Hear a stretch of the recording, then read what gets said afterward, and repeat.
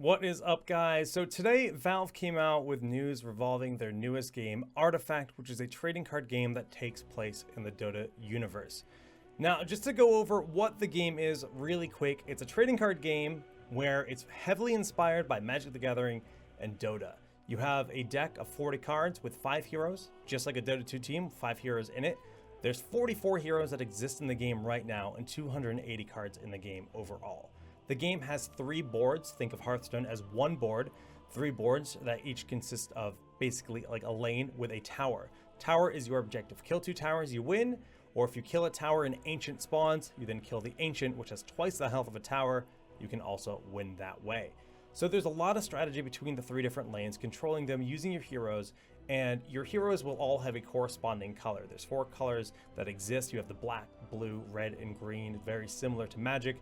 Each of those colors have different attributes and traits that really define them, but also have cards that match that same color pool and can only be used, those cards can only be used in a lane with a hero of that color representing it. So it's going to create a lot of really interesting strategy and just fun gameplay. I feel very, very different from what Hearthstone is, and honestly quite different than what Magic is, but it sounds like a really, really fun experience of marrying the idea of a MOBA to Magic the Gathering, and I cannot wait to play it. If you want to learn more about it, there's tons of stuff you can read. I think PC Gamer's article on Artifact is really the best. They did a wonderful job covering all the info. There's a lot more in-depth you can read, and just the way that mana works, the way that gold and everything works. Speaking of the gold, I should reference that is an integral part of the game. Killing enemy cards grants you gold. You can then use that gold to buy items in the shopping phase, which happens after the laning phase. So you have lane 1, 2, and 3, or top, mid, bottom. And after that, you go into a shopping phase where you can buy items, equip those items to your 3 equipment slots on your heroes, and again, get stronger throughout the game, not only in the mana ramp that exists from turn 1, being 3 mana, turn 2 being 4 mana, but also through strategically purchasing and equipping your heroes to win your lane. Super cool stuff, very MOBA-esque, but still a card game at the end of the day. The big thing that got me excited, though, is just the simple fact that Valve went in and they talked about esports like this game is being designed to be an esport 100%.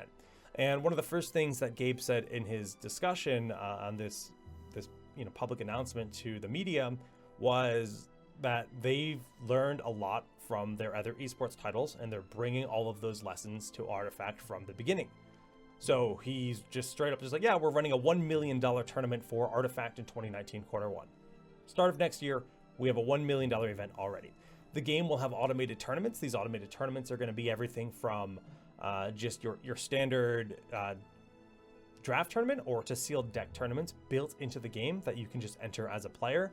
I assume that if you're going to enter a draft tournament, you need to purchase the packs that you then would play with, and then you retain those cards after the tournament is played.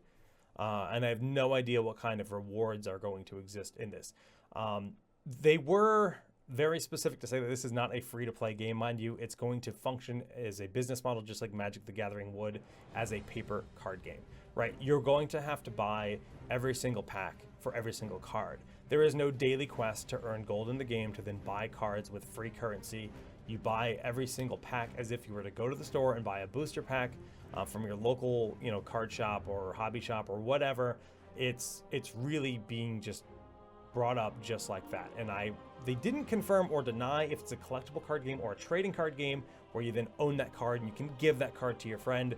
But it really sounds like that if you get a super rare card, you could sell it on the Steam marketplace, you could give it to your friend, whatever. It's going to exist exactly like a paper card game would, but on Steam and in a digital environment. And it is going to get a mobile release later this year. But back to esports, back to tournaments, because that's what I care about. They're going in, they're doing a full spectator client for the game where you can observe both players, you can flip through their cards, see what they have in their deck, learn from them. The best players in the world, you're going to be able to observe them in the game, in the client, just like Dota 2, the way you can watch an esports tournament or watch a high-level match.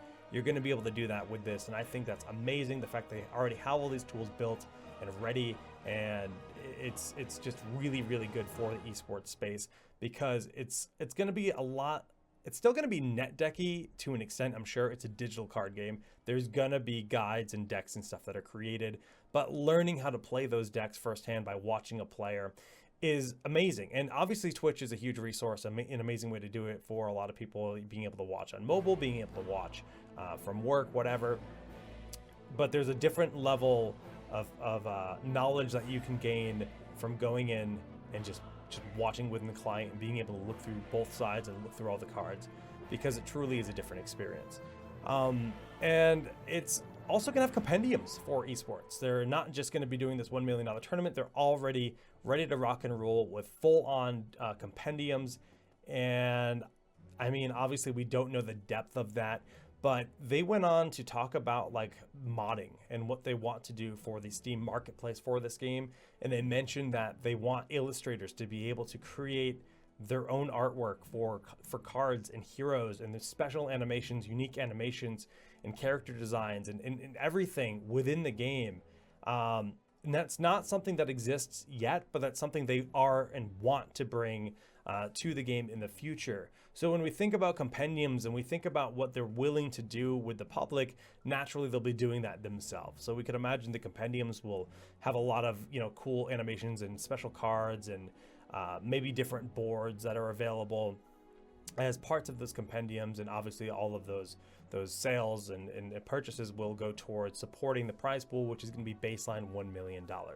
Valve's very serious about making this the competitive card game for at least the digital world. Magic isn't going anywhere, and Hearthstone is going to be completely different than this. It's going to be a very different beast to what Hearthstone is. I think there's room in the space for both, but I'm personally very excited to hear about all the news that's coming out for Artifact. The fact that they're putting this much of an emphasis on esports has me just giddy. It really does. So you can expect me to create a lot more content about the game. Naturally, I do not have access to it. I cannot play it. I cannot give you a firsthand experience with the game. I'm just reading a lot of information and plan to follow that, and of course stream it and play it and do the whole esports world thing with the game as the game rolls out over the next year. It's going to be a fun one. Thanks for watching the video. GG's.